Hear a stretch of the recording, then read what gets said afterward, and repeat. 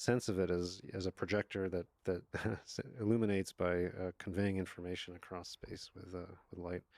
So for English language, perfect word to use for this book.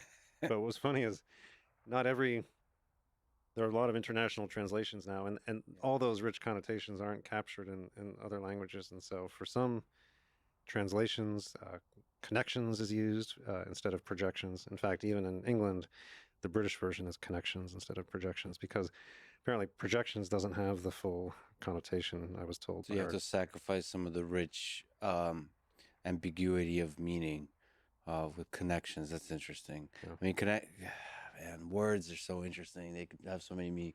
I love language and how much is lost in translation. I'm very fortunate enough to be able to speak. I'm not good at languages. I was just, I guess, forced to by life circumstance to learn two languages. Mm-hmm. Russian and English, and it's just so interesting to watch how much of culture, how much of people, how much of history is lost in translation. Yeah. The poetry, the music, the history, the pain, the way the scientists actually express themselves, which is funny. I mean, just it's so sad to see how much brilliant work that was written in Russian. There's a whole culture of science in the Soviet Union Yeah. that is now lost. It makes me wonder in the modern day how much incredible science is going on in China that is lost in translation. Yeah. And I mean, that makes me very sad because I'll never learn Chinese in the same way that I've learned English and Russian. Maybe whenever I say stuff like that, people are like, well, there's still time. But, yeah, that's actually fair. That I think the 21st century, both China and U.S. will have very important roles in the scientific development, and we should actually bridge the gap through language. And that doesn't just mean convincing Chinese to speak English. That means also learning Chinese. Well, we need these bridge people who can do both. Nabokov, for example, writing in English beautifully. One of my favorite poets, Borges, who mentioned earlier, he wrote both in English and in Spanish. I think beautifully in both. We need those people who can serve as bridges across cultures. Who really can do both. You mentioned Borges, so you open your book with a few lines from a poem by Jorge Luis Borges, a love poem. I'm going to read parts of it because it's a damn good poem. Yeah. It's called Two English Poems. I mean, I'd like to understand why you used it and the specific parts you used, which is interesting. But then when I read the full thing, so I think you used it as a sort of beautiful description of what it means to delve deep into understanding, offering yourself to the task of understanding another human being. But if you look at the full context of the poem, it's also a damn good description of being hit by love and overtaken by it, and sort of and trying to figure out how to make sense of the world now that you've been stricken by it. It says a bunch of things about chatting insignificantly with friends and all those kinds of things. And then the poem reads, "The big wave brought you." This is the moment, I guess, of the universe where the two people you fall in love. Maybe I'm totally misreading this poem, by the way. It doesn't matter. Nope. You can't misread a poem. That's right. So it goes on. Words, any words, your laughter, and you so lazily and incessantly beautiful. We talked, and you have forgotten the words. The shattering dawn finds me in a deserted street of my city, your profile turned away, the sounds that go to make your name, the lilt of your laughter. These are the illustrious toys you have left me. So these little memories of these peculiar little details, he remembers. Those are the illustrious toys.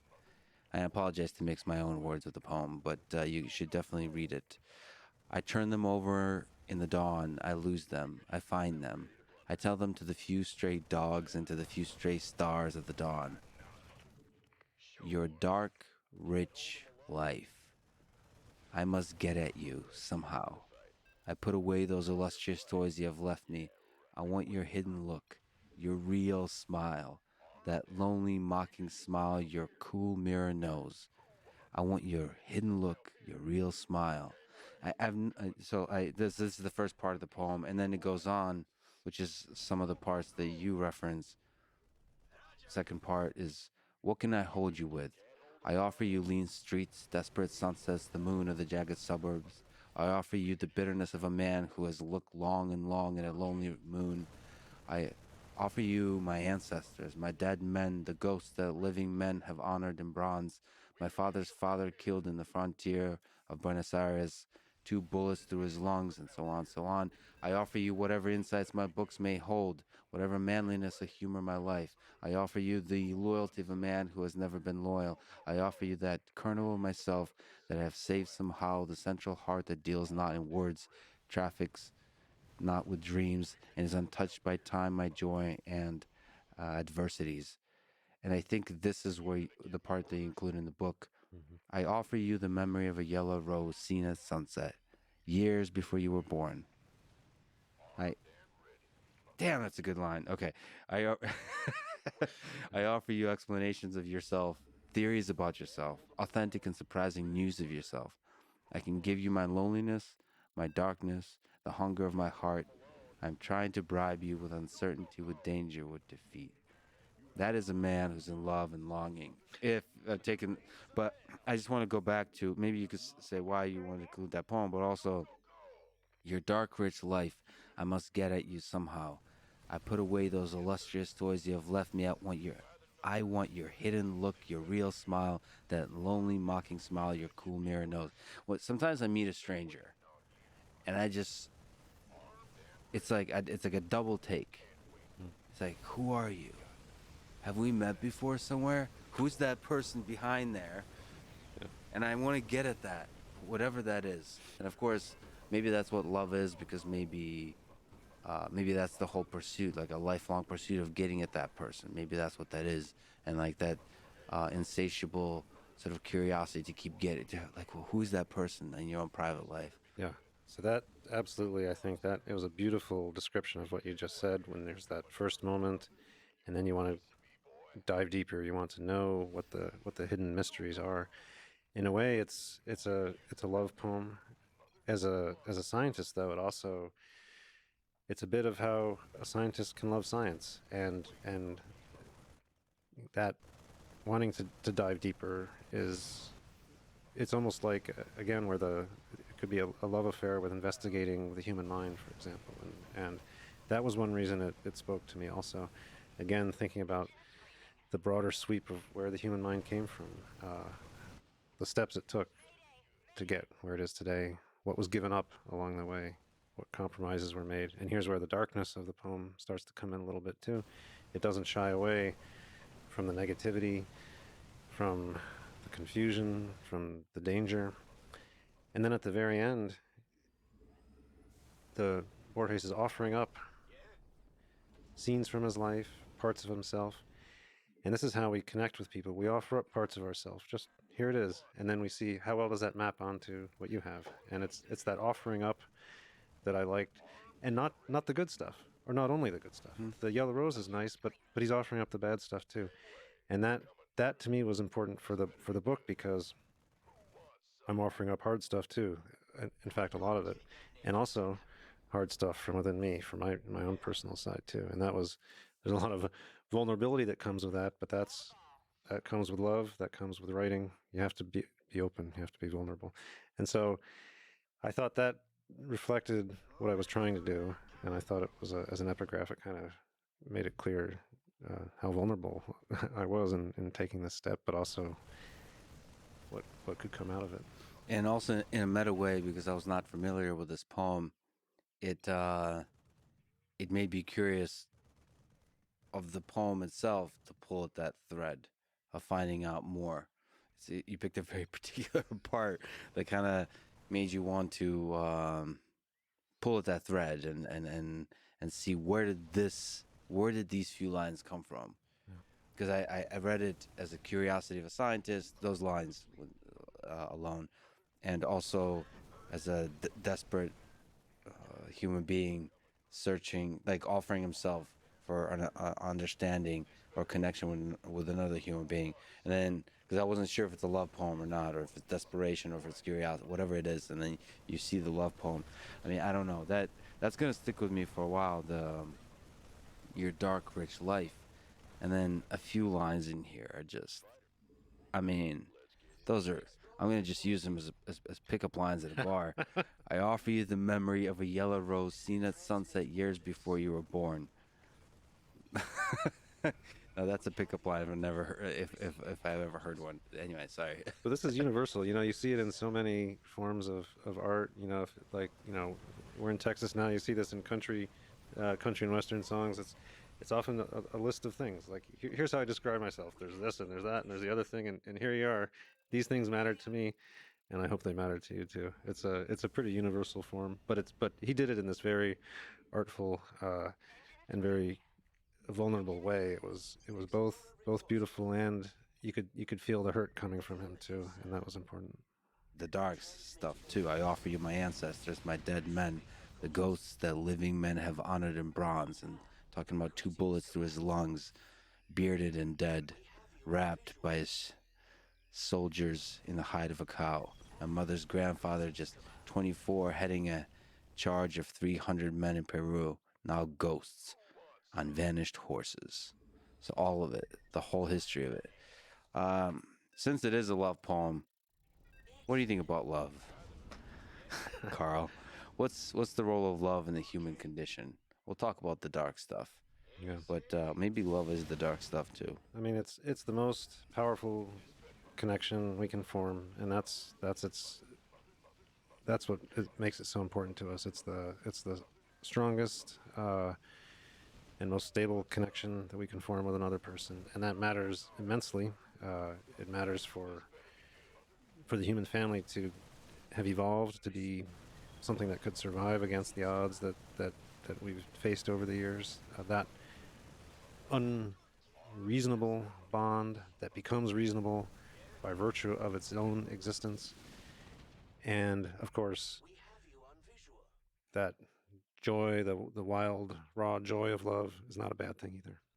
So you put these together, the strongest bridge we can form, and the reward and the joy that it brings. That's what love is to me. And from my perspective, this is something that it can be hard to capture fairly, because you want to talk about the positive and the negative sides at once. They need to be wrapped up together for a full, honest description of what it is, and that's hard to do in a compact form. And so you have to take time to talk about love. You have to take time to do it justice. It takes a book, or at least a poem. or several thousand of them. I don't know, Sergey. Could you pull up? There's a video I saw. Yeah, like right here. So can you pause for a second?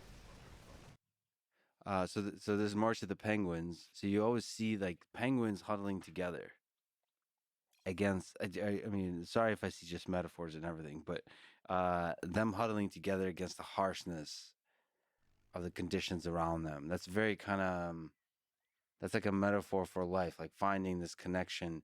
That's kind of what love is. It's like it allows you to forget whatever the absurdity, whatever the suffering of life is. Together, you get to like huddle for warmth, and that's why I love the sort of just the honesty and the intensity of the way penguins just in the middle of like the cold do this.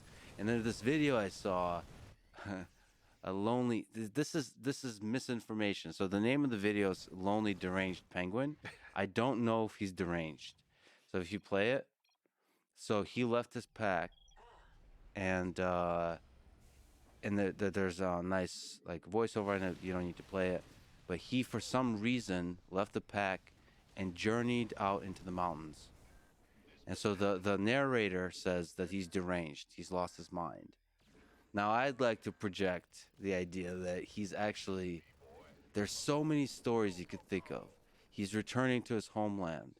He's an outsider thinking, journeying out into the unknown, thinking he may be able to discover something greater than the tribe. He might be looking for a lost love. Why is he deranged immediately?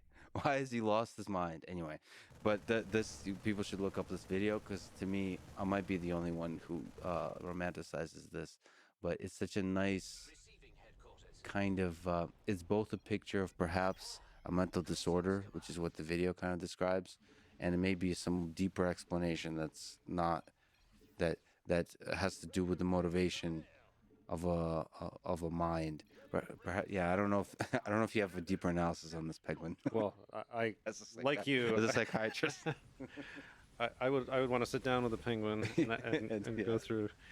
I want to see the notes from his prior therapist, but this actually is relevant. Not knowing what was that penguin's motivation, we have very clear situations where there are both within an individual we go through periods of time when we stay in one place and we reap the benefits from what we've built, and then we go through periods of foraging, of wandering, even if there may be resources where we are. We have periods of time in our lives where we wander, where we go in an exploratory mode, and different people express that trait in different ways. This is not a human-specific trait. If you go down to the tiny little nematode worm, C. elegans, with 302 nervous system cells, they go through these phases of foraging and rest, and different individuals have different propensity to forage or to rest and stay in one place. At the level of the species, that's really good that there's that diversity in their willingness to forage. Some stay where they are, the species is somewhat on a firm footing then, but some carry a burden, a risk for themselves, but it's good for the species that they are explorers and they will venture out. The migration patterns that different species blunder into and that turn out to be really good, they weren't logically derived. They most certainly started from something like this, an exploration. And humans do this too, you think? And we do it too. In fact, it's something we do extremely well. Let's talk about psychiatry a little bit. So in my book, you're a rock star. First of all, for people who don't know, you're one, aside from sort of the neurological view of the brain and neuroscience view of the brain, you're also one of the great psychiatrists of our time. I've always, not always, but when I was younger, I dreamed about being a psychiatrist. Um, so it's like getting to meet your heroes, and also getting to meet the people who the best at the top of the world at the thing you've failed to pursue. So there's I'm getting a free therapy session on top of that. Okay, so what big picture? What is the practice, the goal, the hope of modern psychiatry? If you could try to describe the discipline as you see it, maybe historically throughout the 20th century, in contrasting to what it is today, or maybe if you want to describe to what you hope psychiatry becomes or longs to become in the 21st century. Yeah. It's been an interesting journey.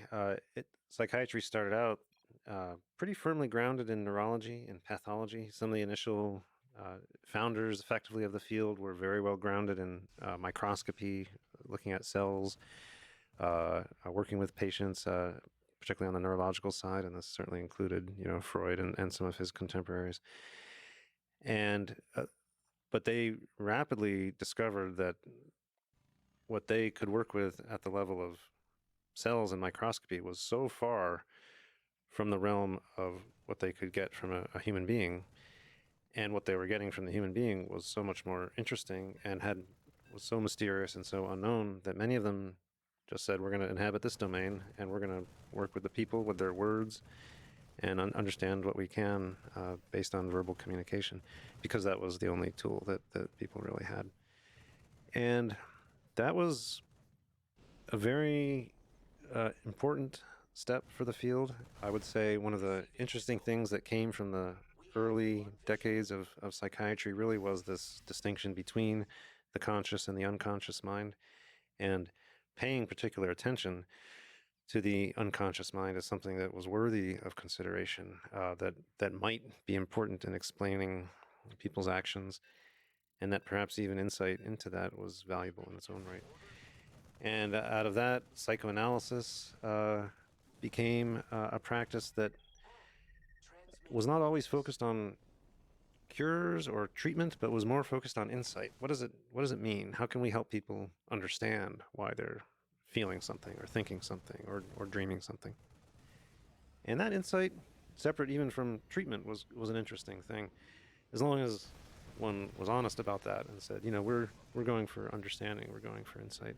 Maybe it's useful to just pause on that. Yeah. If we look at the father of psychoanalysis, Sigmund Freud, what do you make of the ideas that he had? So you mentioned taking the unconscious, the subconscious seriously. That's like step one. Like that there could be worlds we do not have direct access for, and we probe at them through conversation or is that too simplistic to call psychoanalysis conversation?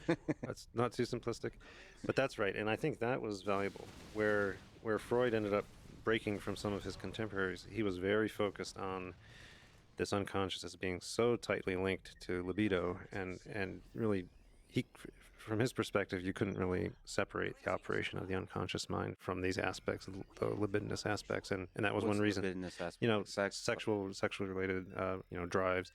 Carl Jung, who was his, contemporary, that's one factor that led to them separating. Was Carl Jung felt there was a lot more to the unconscious than this libidinous aspect of it, and he saw it as a much more complete alternate representation of the conscious self, one that maybe reflected a whole range of different motivations and desires, and to properly treat it, one had to consider all of them rather than the ones that Yeah, so Freud was focused Carl on. Jung, thank you, thank you for the high level of images that Sergey is pulling up. For people who are just listening, he pulled up as a quote from Sigmund Freud. It's a meme. Your mom quote, Freud. So the shadow, the Carl Jung shadow, encompasses everything, not just the desire to have sex with your mother or sex. Period. That's right. That's right. If you look at those two folks en masse, I mean, there's a kind of, it's almost like a technique for philosophical exploration of human mind, human motivations. So it's not even like necessarily, it's also doubles as a methodology for helping people, but it's almost like it's a kind of philosophical method. Right. This is the fascinating thing about psychoanalysis, and it, even though it's I would say mostly not considered a treatment today, it persists for a couple of reasons. One is it's thought that it gives people some insight, but second, there's been a huge influence on literature, on philosophy, on art, and the opening up of discussion about what was below our conscious mind was so so fertile in the implications that it sort of reverberated and still does throughout all these different realms of human endeavor, from art, different artistic uh, you know experiences that people have can be colored by this concept of the unconscious. Now, the other thing that was interesting is this distinction. What are the parts of the unconscious, and so there were these id and ego and superego subdivisions that that Freud, for example, would talk about them, and the id was the primal drives that an infant would have, or that a very young child, just warmth and feeding, and then later the sexual or libidinous aspects. And for Freud, the later happened very quickly. That's the controversial thing about him. I guess he thought like even children had sexual desires that they're like dealing with, contending with. So it's the full thing: hungry, wanting to eat, wanting to poop, wanting to have sex. Yeah, and he was extremely focused on that aspect. But then there was this the superego, which brought on these later sort of moralistic sort of codes of conduct, and that of course was very often in tension. But all this could play out subconsciously, and then the ego, this third aspect, was mediating, in Freud's conception, mediated this tension between the different parts. Now, I think that's interesting. I will say that in some ways, it's maybe unnecessary i- from the perspective of modern neuroscience to divide things up that way from the moralistic drives and the primal gratification drives. In some ways, they're all drives, and maybe they're even all primal drives. The moralistic drives, they're taught, and they're taught in ways that ultimately relate back to survival, and uh, you could even say selfish aspects of health and life for the self and family. And so this is I think it's maybe an artificial distinction. The concept of the unconscious is very valuable and very interesting, but these categorizations of id and superego may not map onto neurobiology in any particular way. There's a town hall of competing drives and desires, and they interrelate to each other. They involve different aspects of the brain and the history of the person, and actions and choices come out of the result of that overall, shouting in the town hall. So, in some sense, Carl Jung was a step into the direction of liberating yourself from such harsh categorizations. Do you think? I mean, you have Daniel Kahneman with System 1 and System 2. There's just these very compelling categorizations of the human mind that seem to be sticky in our in the superego.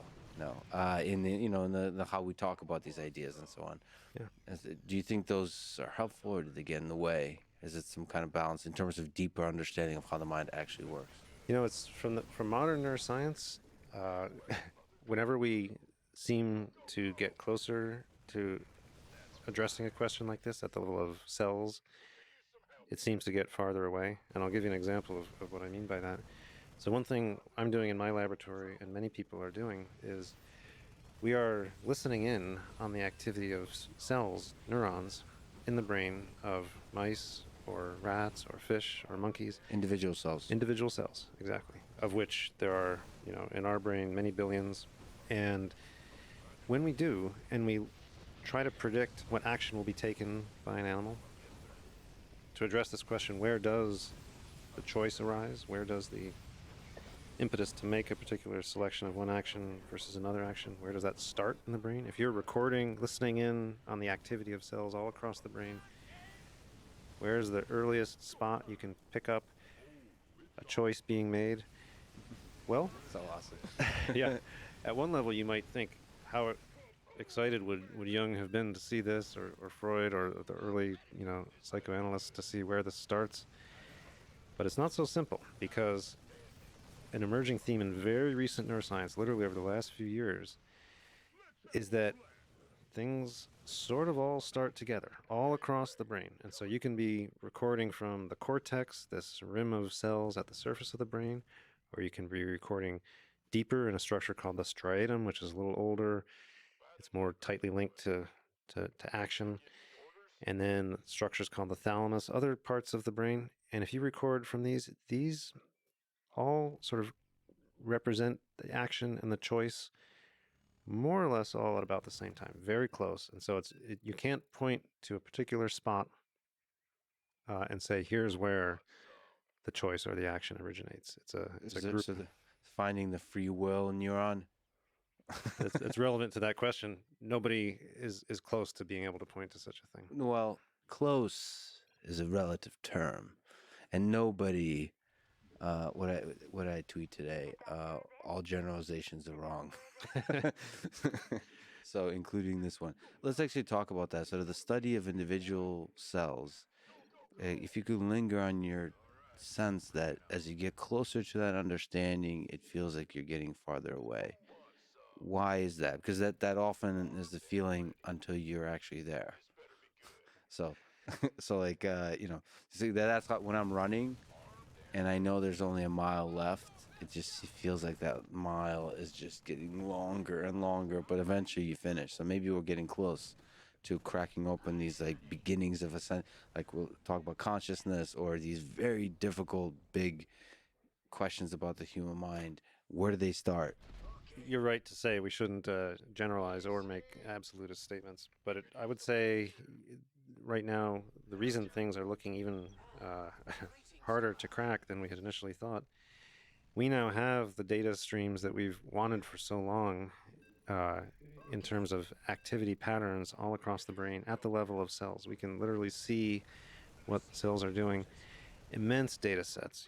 We get these are time series of one individual cell with sub-second resolution, and you can collect this from enormous numbers of cells across the brain.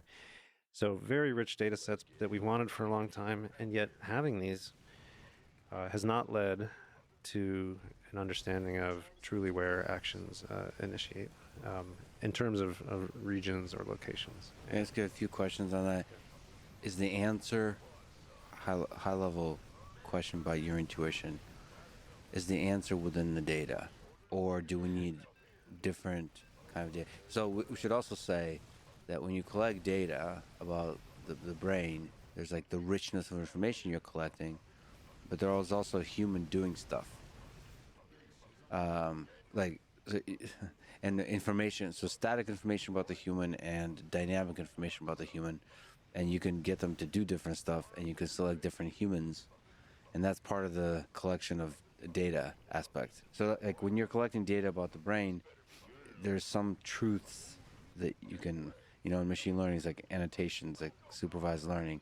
There's some true things you can hold on to before you look at the full rich mess complexity of the human mind. So, given the data you've looked at, do you think the answer for the origin of free will in the human mind can be found? Well, one amazing thing is that uh, nobody's found it, but we have these rich data sets, and then there's a conundrum, which is it in the data, and we just don't know how to look at it. Maybe we don't know the right scale, the right projection to make of the data, the right way to interpret it. And here's where causal testing becomes very valuable, because then instead of just passively observing, well, here are the activity patterns, and then here's the choice made by the animal. As we've gotten more powerful at reaching in and causing things to happen in the brain, turning up or down the activity of certain types of cells or defined populations of cells, and seeing how that affects actions, these causal perturbations have turned out to be very valuable. We're just now getting to the point where we can apply these in very wide swaths of the brain at cellular resolution, and so we're going to be able, hopefully, to make some headway on this question with causality. And that's the one thing that optogenetics provides us, this way of using light that we developed to control cells. This is an relatively untapped at this broad brain-wide scale, and hopefully we can get there in the near future. But I would say that the answer may be in the data, but we don't know how to find it. Well, there's this interactive element, like where you can cause stuff that's really powerful, because you get to, I mean, as opposed to collecting data passively, you're collecting data actively. So can you maybe describe one of the many things you're known for? One of the big things is called optogenetics. What is it? Optogenetics is a way of causing things to happen. It's a way of determining what actually matters in terms of the activity of the brain for the amazing things it does: sensation, cognition, action. And what it does is it provides activity. It's a way of playing in, if you will, activity patterns into precisely defined cells. And the way we do it is pretty cool, I think. Right away there's a problem if you think about, how do we do this? How could we play in well-defined activity patterns and provide a stream of activity into this cell and that cell and that cell, but not these other cells? So just for context, we're talking about the brains of mice, monkeys, humans, and then the goal is to try to control accurately the behavior of a single neuron, and then to be able to monitor single collection of single neurons to then say, well, draw some deeper insight about the origins, first of all, the function of different parts of the brain, different neurons, different kinds of neurons, but also the origins of the big things, the flap of the butterfly wing that leads to an actual behavioral thing. Yeah. So if you could turn on or off the brain or parts of the brain or cell types or individual cells at the natural rate and rhythm and timing of normal brain activity, that would be immensely valuable because you could determine what actually mattered, what could cause complex things to happen, and what could prevent complex things from happening in a specific way. But right away, you've got a problem if you want to do this. And scientists, neuroscientists have wanted to do this for a long time. Francis Crick of double helix of DNA fame, he wrote a famous paper in 1999. He got interested in neuroscience later in life. And he said, what we need in neuroscience is a way that we could turn on or off the activity of individual types of neurons in a behaving animal. And he even said the ideal signal would be light because it would be fast, it could penetrate through the brain to some extent. And he had no idea how to do it. He said this would probably be very far-fetched, but it would be a good thing.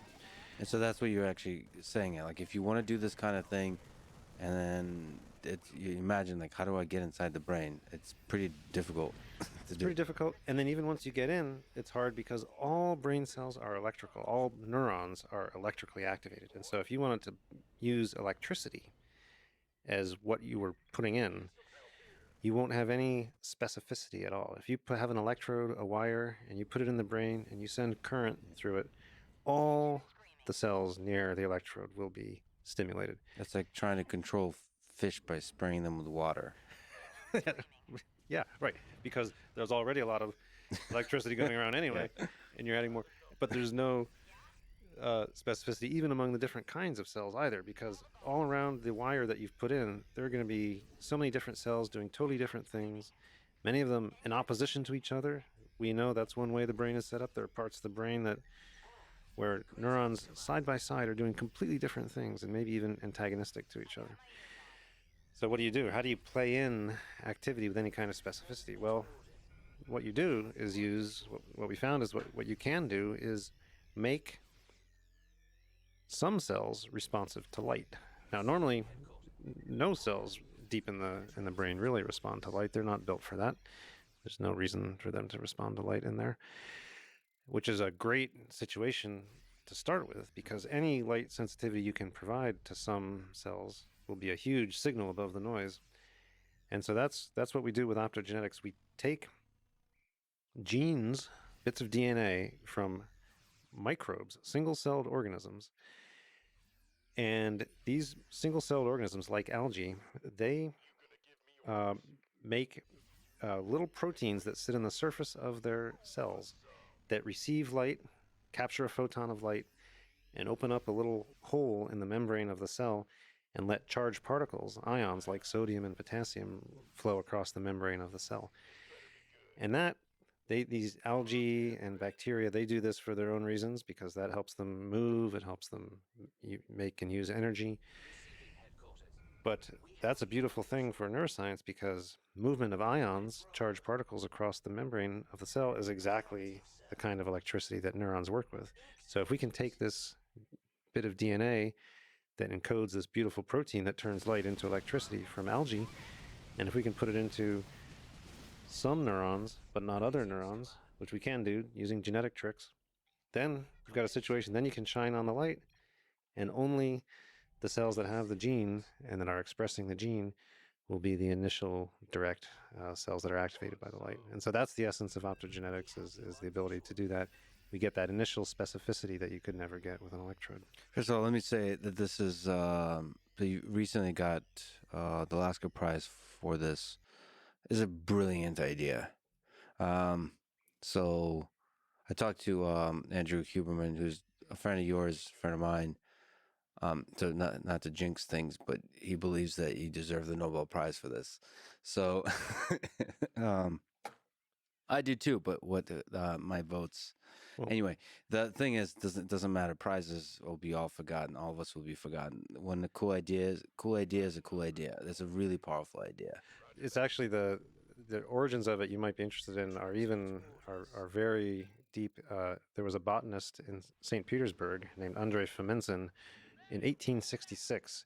He published a paper on these single-celled green algae, and he was the botanist who first noticed that they moved in response to light. These are tiny single-celled algae that have flagella, so they swim through the water. Mhm. And he noticed this. He was a botanist, and he published this. It was as a paper. He wrote in German, but he published it in a French journal, and he was doing it from St. Petersburg, so it was a very international effort. But you have to go back to 1866, and that I like to highlight how far back that discovery goes is back to Andre Flemingsen, and this is it highlights the value of just pure basic science discovery. That always originates somewhere in the Eastern European bloc.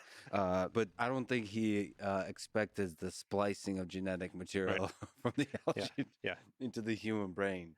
And one of the cool things we've been able to do now with modern methods is to really study these proteins. And so we've discovered some of these proteins. Other groups have as well. We've dived deep into their structure, just like the double helix structure of DNA was uncovered with X-ray crystallography. We used the same method, X-ray crystallography, to see how these beautiful little proteins work. We re-engineered them for all kinds of function. We can make them, instead of responding to blue light, we can make them respond to red light.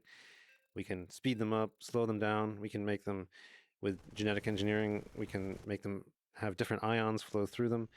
And so it's this convergence, as you said, like the botanist in 1866 couldn't have predicted what we could do with this, and the fact that we've been able to discover how these beautiful proteins work and then apply them to neuroscience is really a thrilling story. Is it possible to achieve scale, do you think, with this? Meaning, like greater, like what is the progress of the next 50 years, 100 years looks like in terms of the precision and the scale of control of using light? It's going so fast; it's hard to predict.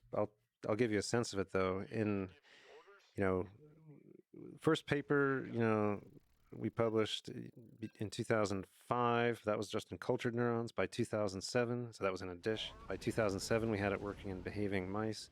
By 2009, we had it pretty general. So we had methods to really make it a versatile method. It could be applied to essentially any cell. By 2012, we could get to single cell resolution. We used light guidance strategies to target individual cells in the brain of a living mouse. By 2019, we were able to control up to 20 to 50 individually specified single cells in the brain of a mouse, and in ways that specifically changed its behavior, that could bias its decisions one way or the other. In fact, we could take a mouse and, without any visual stimulus at all, we could make it act as if it had seen a particular visual stimulus by playing in, using the single cell resolution optogenetics, a specific pattern of activity into 20 or 25 individually specified cells. That's 2019. To your question of scale, now in 2022, we're controlling hundreds of individually specified single cells over all of visual cortex of a mouse, all of the part of the brain that is the initial direct target of the incoming information from the retina. Are you constrained to specific types of cells currently? Like you mentioned, long range is a little easier. Is there constraints on which cells? Now there really isn't. Now that we have this individual cell guidance, we can target any individual kind of cell very reliably.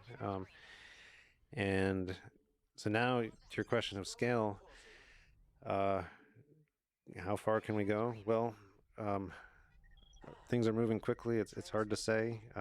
We can access individual cells across the entire brain now. If you look 10, 20 years in the future, I think we'll we'll surprise ourselves. But the fact that we're already able to cause specific perceptions to happen and specific actions means we're essentially where we want to be. And now it's a matter of just more experiments, more discoveries. But the basic principles are clear now. The basic capability is there. Is there a pathway to doing the same for humans? Optogenetics is primarily, it's a discovery tool. It really is well suited for use in mice and rats and monkeys, because it involves putting in a gene and also delivering light. And those are two things that you can do in human beings, but you'd want to do in a very careful way. Now, that said, there is actually, just less than a year ago, my friend Botan Raska in Switzerland, he did the first human optogenetics therapy. And he published this in the journal Nature Medicine. So about uh, uh, 10, 12 years ago, he and I published a paper together where we gave him one of our uh, optogenetic tools, one of these light activated regulators of ion flow. These are called microbial opsins, by the way, opsins. And he put one of those into an extracted retina from a human being who had died. So it was a cadaveric retina, and he was able to show that optical control in this paper uh, was able to turn on or off individual cells in the human retina. So that was a while back. He spent about 10 years of going through all the regulatory, hoops and hurdles and going through primate studies. And finally, he was able to take a human being with a retinal degeneration syndrome, so someone who was blind in both eyes. And he gave one of these opsins into one eye of this human being who was blind, and with the goal of conferring light sensitivity onto this retina that was not able to see light. And he was able to make this person see through that eye. So he took a blind person, and the blind person could see now, could reach for objects selectively on a table, and he published this in Nature Medicine, and it was, that's an amazing thing. Do you know the title of the paper? What's his name again? Roska, Roska. Can you look up the Nature paper? Yeah, Nature Medicine. Nature Medicine. So that's sort of proof of principle. Now the retina is very accessible. It's near the surface. You can use natural light, or you can use brighter natural light. I see optogenetics as a discovery tool. It's a way to figure out the principles by which the brain works and how it operates. Partial recovery of visual function in a blind patient after optogenetic therapy. So he went through the full process of doing primate studies and then going, wow, that's dedication, and that's really exciting to see. Yeah. As beautiful as that is, and I'm glad he did all that work, there are so many other ways that optogenetics could help with therapies. Once you know the principles, then any kind of therapy can become more powerful. Once you know the causal cells in a symptom, like in lack of motivation or inability to enjoy things or altered sleep or altered energy, once you know the cells that are causal, then you can make medications that address those cells. You could address brain stimulation treatments that might address those cells. Also, diagnosis. Be a very effective, systematic way of diagnosing, or at least providing you rich data to some of these deep questions about schizophrenia, about bipolar, all those kinds of things that are, the tools are low resolution currently for determining like the degree to which you have a thing and whether you have a thing at all. Yeah, and exactly. And so the hope is, this is a great example of how you can cure, or you can provide some relief for a symptom of a person who has a serious degenerative disease. But the principles are what we're after, and that's why I spend, even though I'm a psychiatrist, even though I still see patients, I'm not myself trying to drive any clinical trials in the lab. I'm trying to discover, and then any kind of therapy could result from that. What do you think about my friend Elon Musk and his efforts with Neuralink? So this is another, there's a lot of things to say here because there's a lot of ideas under the umbrella of Neuralink. But one of them is to use electrical signals to stimulate, and then you also you collect electrical signals from the brain at a higher and higher resolution, and you go implant surgically the methods by which you do the stimulation and the data collection. So it's possible for the ideas of optogenetics to play well with this. And we can even zoom out outside of just Neuralink and just the whole idea of brain-computer interfaces. What are your thoughts? Well, I think the engineering that they've done is actually pretty cool. So I like the robots. Yeah, from the design perspective, and it was a design approach that wasn't being taken in academia, and it's great that they did it, and I think it's pretty cool. So I'll say that.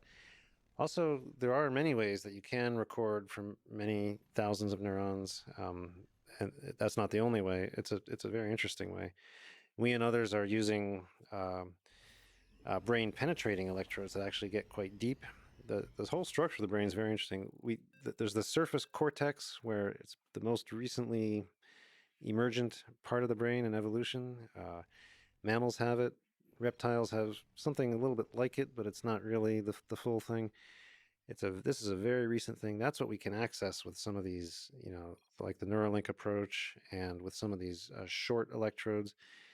This part of the brain, the cortex, is only a few millimeters thick. There's so much that's deep, though, that's so important. There's the striatum, there's the thalamus. There are the parts of the brain that drive motivation, that drive hunger and thirst, and social interaction and parenting, and flight and fear and anxiety. All these things there's so much that's deep that these surface approaches are not getting to. And so we and others are using these very long electrodes that help us get deep. And we can still record for many cells, many thousands of cells. We can have multiple of these at once in the same animal. And so there's a diversity of methods to get to this goal. I think it's great that people coming from outside academia will bring ideas that weren't being worked on, at least approaches. They may turn out to be synergistic. These things work very well with optogenetics, because all these electrical recording methods, that's one channel of information flow.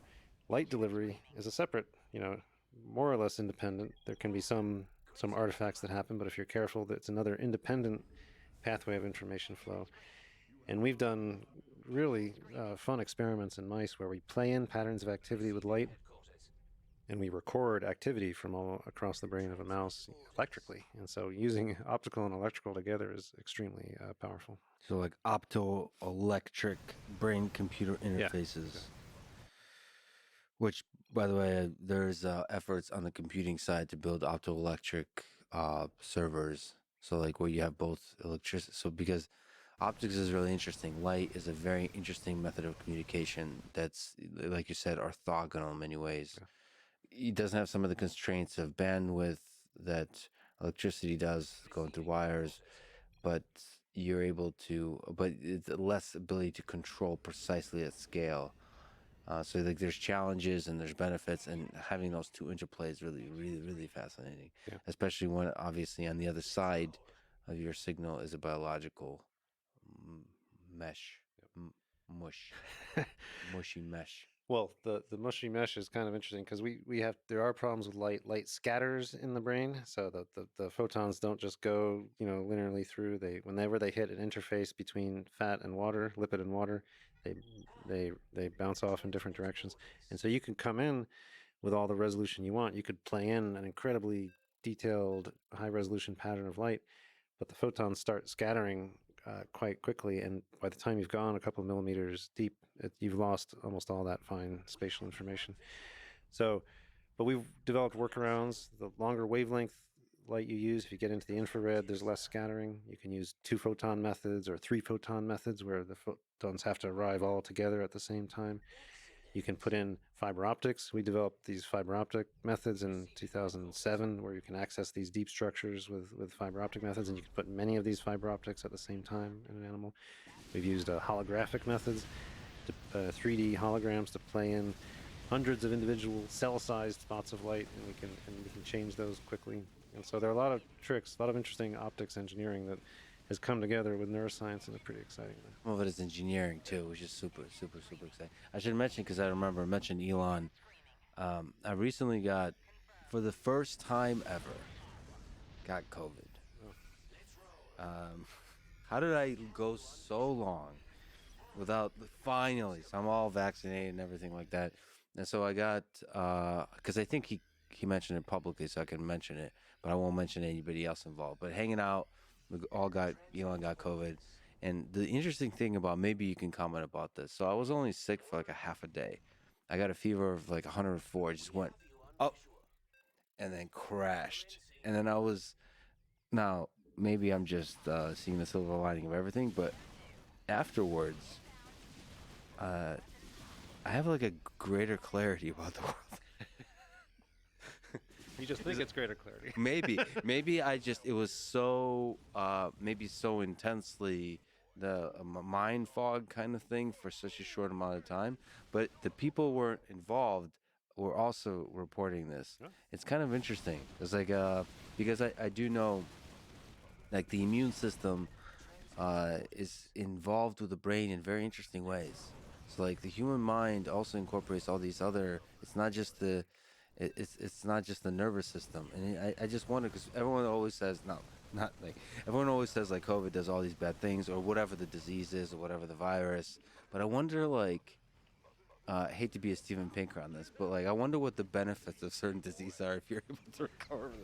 Like, what is there some like again? Don't want to romanticize it, but if your system goes through some kind of hardship and you come out on the other end, I wonder sometimes if there's a greater maybe killed off a bunch of neurons that I didn't need anyway, and that were actually getting in the way. There were the hater neurons. Well, I that don't was know your inner critic that I was talking about earlier. exactly. You killed off your critic. Well, uh, there are mechanisms for what the potential mechanisms for what you're talking about. There's actually been a fair bit of research on post-COVID neurological function. Actually, my wife Michelle Monge, who's at Stanford, she's done a lot of this work. Akiko Iwasaki at Yale has done a lot of this. But what they found is that there's a loss of myelin. This is the coding of those long range projections that go from one part of the brain to another. Myelin is this sort of insulator that coats these long range projections and makes the impulses go faster and more reliably.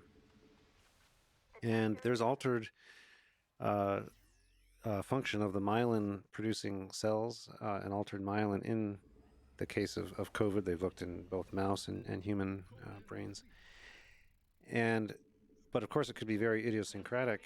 Many people have cognitive problems post COVID. You're definitely aware of that. So many people report this persistent brain fog, inability to function. But it depends on where the inflammation was. Maybe the people who have dysfunction post COVID, they had a global effect. Maybe you lost some of these projections that were restraining you in some way, and these plausibly exist. And it's known that there are cell populations in the prefrontal cortex that actively restrain deeper structures from expressing what they do. And it's theoretically possible that you had a lucky somebody focal. has to get lucky, right? Somebody has to get lucky. Yeah. Why not me? All right. If we can actually go back to this idea of trying through optogenetics to find origins of when the wave first starts, origins of a decision, origin of idea, origin of maybe consciousness or the subjective experience, the origin of things in the mind. So one thing is Carl Jung. Is there a God neuron? Is there a belief neuron?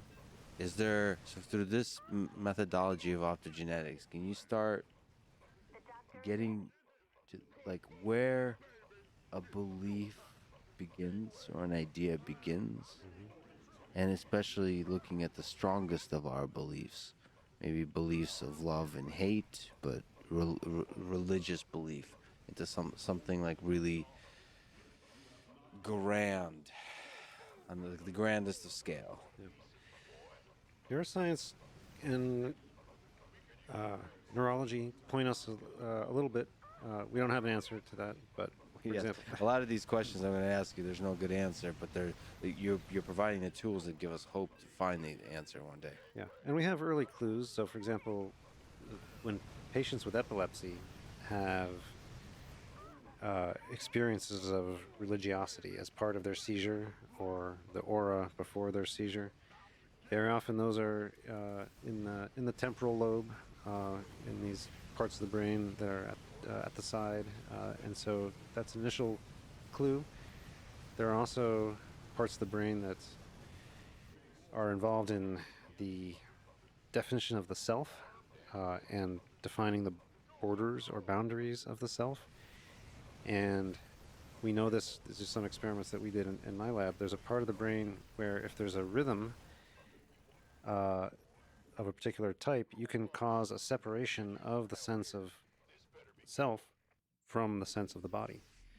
what's normally bound up and unitary, we normally think of ourselves and our body as pretty tightly bound up together. Those can be separated, it turns out. We can't take that for granted. And there are certain conditions, certain patterns of activity in one part of the brain called the retrosplenial cortex, where you can actually separate those two out. And so if you think about these very big questions, you know, what is, where are the origins of religiosity? How do we define the boundaries of who we are relative to others and to the world? How do we link our self to our body, and how can that become separated? These are actually, believe it or not, now accessible and rigorously and quantitatively so.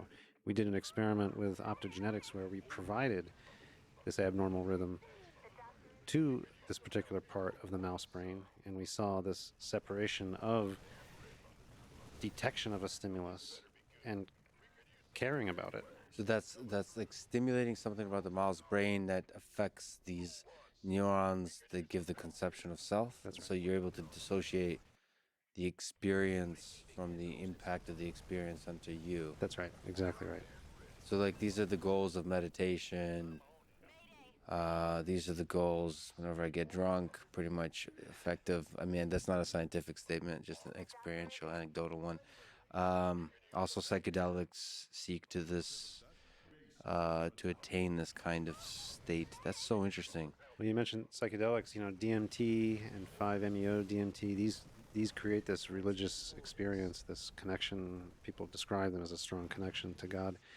In theory, these are accessible with modern methods. We now that we have these rich recording methods, we can explore what are the precise millisecond resolution, cellular resolution, brain-wide manifestations of these altered states. So, like you could look at an altered state, like on DMT, record it across many people, and then from there see where do these experiences originate in the brain in terms of single neurons, and then how do they propagate and interact with everything else, and if there's some kind of common signal, like how do you narrow down the set of neurons that are responsible for a particular experience or for a particular behavioral effect? Yeah, here's where optogenetics is so useful, because anytime you give an agent like an agent like ketamine or PCP, which we used for our dissociation experiments that I was mentioning, or you have a psychedelic, LSD or DMT for this altered perceptual state. If you give either of those, these change everything across the brain. Okay, so just the fact that you maybe give them to a mouse, let's say, or eventually to a human, you won't know yet which cells to home in on as the causal players in all this, just by recording the activity. But then what we found is that optogenetics, providing a causal pattern of activity guided by what you see, can let you test hypotheses. And we saw this rhythm with ketamine and PCP for dissociation, and then we said, okay, let's test what's causal. We came in and provided that rhythm. We tried a few different things, but only one of the causal tests we tried actually caused the behavioral dissociation. And so that's how we home in on what actually matters. And is it repeatable once you see the causality? So like that's one definition of causality, is like you try it and it repeats across different mice and all that kind of stuff. Exactly. And so you could do that for DMT. You could do that for the really fascinating mind expanding. Thank you, thank you for. So the meme for people just listening. This is again another disagreement between Freud and Carl Jung. Religion and spirituality. This is I guess the ring scene from Lord of the Rings. Religion and spirituality. Freud says cast it into the fire, destroy it. Carl Jung says no. So for people who don't know, Sergei is the Slavic lord of the meme. Thank you. I appreciate that. So what we're talking about, so there is, I mean, I think a connection between DMT and religious experiences or some of these psychedelics. Do you think it's possible to sort of stimulate religious experiences? So religious experiences are one of the most deep kind of experiences. And so here you could first understand where they originate, how they propagate through the brain, and then to stimulate down. Yeah. And so these can happen in Fascinating. people who had no predisposition. People who are, as agnostic or atheistic as you'd like, they can feel connected to God in these states. Now, to be clear, I'm not advocating these. We don't know what's safe in human beings, but we definitely, not yet, but we definitely can do these experiments in mice, and that was already very productive in understanding dissociation. So we can already imagine making headway on these methods. And then, and this does map onto the non-psychedelic human experience. I had a patient who's actually described in the book, Projections. This was the patient that's in the mania chapter, the bipolar chapter. Here was a guy who had never had a psychiatric illness or symptom in his life. He was a retirement age gentleman, and nobody in his family either. So no family history, no personal history of any psychiatric illness, and he had never been religious particularly before either. Certainly no passionate, type of religion. But he, not through any psychedelic or drug, he had a stressful experience, actually a post 9/11 change in how he was thinking, and he was pushed into a mania, a manic state, revealing that he had bipolar, never before known in this case, in this person.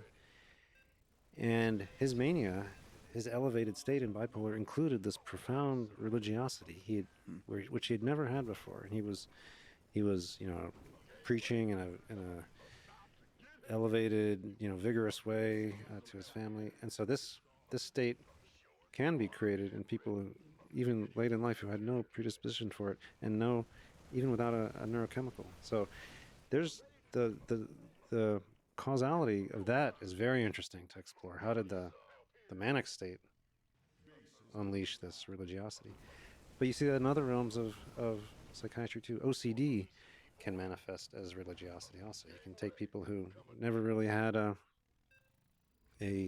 religion, never played a powerful role in their life, but then when their obsessive compulsive symptoms become severe, they can manifest in this. I think I'm in that group. So I'm a bit OCD.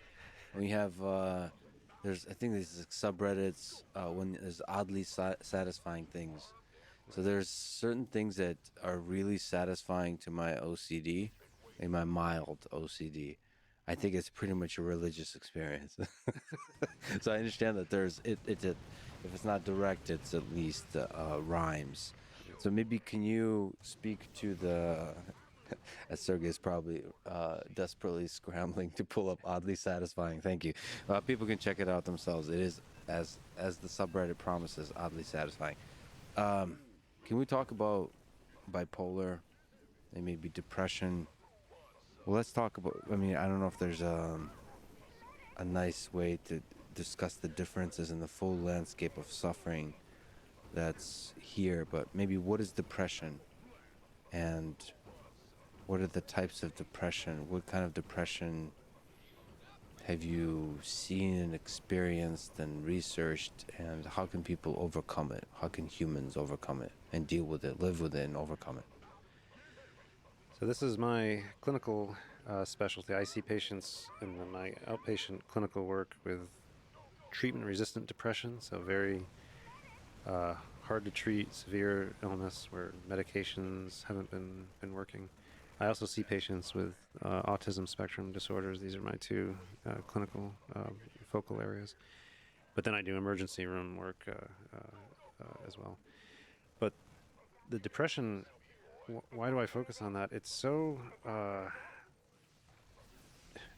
one feels tantalizingly close to helping these people who are suffering so deeply. That's why I focused on it. Is these are people who there may not even be anything situational that's difficult or challenging in their life. You can have people who seem to have everything that you would want. Every objective measure of their life is fine, and yet they can be just hit with this unstoppable hopelessness, an inability to see into the future, a discounting of the value of their own action. Anything they can imagine themselves doing seems worthless, or they are unable to enjoy things. We call this anhedonia. There's no reward, no pleasure, not in food, social interaction, movies, books, anything that they would enjoy, positivity gone. They can have a profound negative internal state, psychic pain, and these things can seem, and in the severe cases, are inescapable. So, what is going on? Why is this state part of the human existence? It's got a strong biological genetic link. We know that. It's been linked to certain genes, certain regions of the chromosome, and twin studies. There's a clear genetic link. Doesn't explain everything, but it's a big part of it. Genetics are a strong contributor. And although you can have depression without anything terrible going on in your life, the symptoms can be made worse by stressors, by trauma. And but at a very deep level, there's nothing we can measure in a person objectively. So we don't have. There's not a known chemical, not a known structure that's different, not a known brain activity pattern that we can pick up with EEG. A lot of people are exploring this, but right now we have no objective measures. All we do is talk to people and we elicit these symptoms. We explore them, distinguish them from other possible causes, and then what do? Well, we have a range of treatments. We have medications that can help people, do help people, but not everybody. And if they don't work, then we can go to brain stimulation methods. We can do things even like electroconvulsive therapy, which is very effective, but it's a sort of the final thing we go to in the end. And so we have treatments. They work for some people. They don't do everything we'd like. But here's the problem: is at a very deep level, we don't understand really what's going on in the brain. We don't have a physical interpretation of the problem. We have all these symptoms, but we can't yet point to a set of cells or a set of circuits or an activity pattern that is causing major depression, this disease state per se, in human beings. Why do you think you can't yet, from an optogenetics perspective? Is it because there's so many possible causes? Is it so many things involved? So I think the answer is there are many things involved, and all these different symptoms that I've mentioned, those we can study and those we can fix, the individual symptoms. And we can do this in animals, to be clear. So in a mouse, for example, we can instantaneously and precisely turn up or down the motivation of an animal to overcome a challenge. We can turn up or down its ability to be motivated by, or we think experience reward from situations or actions. We can increase its apparent energy level, its drive to meet challenges. We can turn up or down social interaction. All these individual features of depression, individual symptoms, we now can point to exact projections and cells that are causal in mediating these. But we don't know is why all these different symptoms show up together in major depression, in the human disease syndrome. And that's the mystery. It's sort of in other fields of medicine, someone with congestive heart failure who comes into the clinic, they have very different symptoms. They have shortness of breath and they have swollen feet. Okay? Couldn't be two more different across the body sets of symptoms. Neither one obviously related to the heart, but they're both happening because the heart is not working as a pump. Okay? And now, thankfully, in cardiology, we understand these disparate symptoms that seem totally unrelated can be completely understood because there's an altered pump action of the heart.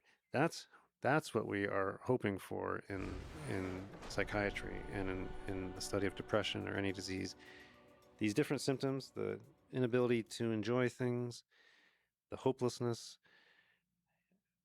What's the unifying You're principle? unifying. Yeah. I mean, is there some truth to that? The Tolstoy quote that all happy families are alike, and each unhappy family is unhappy in its own way. So basically, Yeah. I mean, this is the human condition, and it basically there might, the physicists long to find the theory of everything. It isn't understanding depression essentially require you to really have the big theory of everything for the human mind? I think it would certainly be nice to have a theory of everything. Don't get me wrong. I don't think we need it. Understatement of the century. It would be nice. Well, it's also a good question if it's possible. Yeah, yeah. Well, that I have some thoughts on too. But to this specific question, I don't think we need a theory of everything. I think there will be unifying principles we can get to. But even shy of that, if we can treat symptoms, and that's a big step. And as you say, different unhappy families are different. Different unhappy people are different.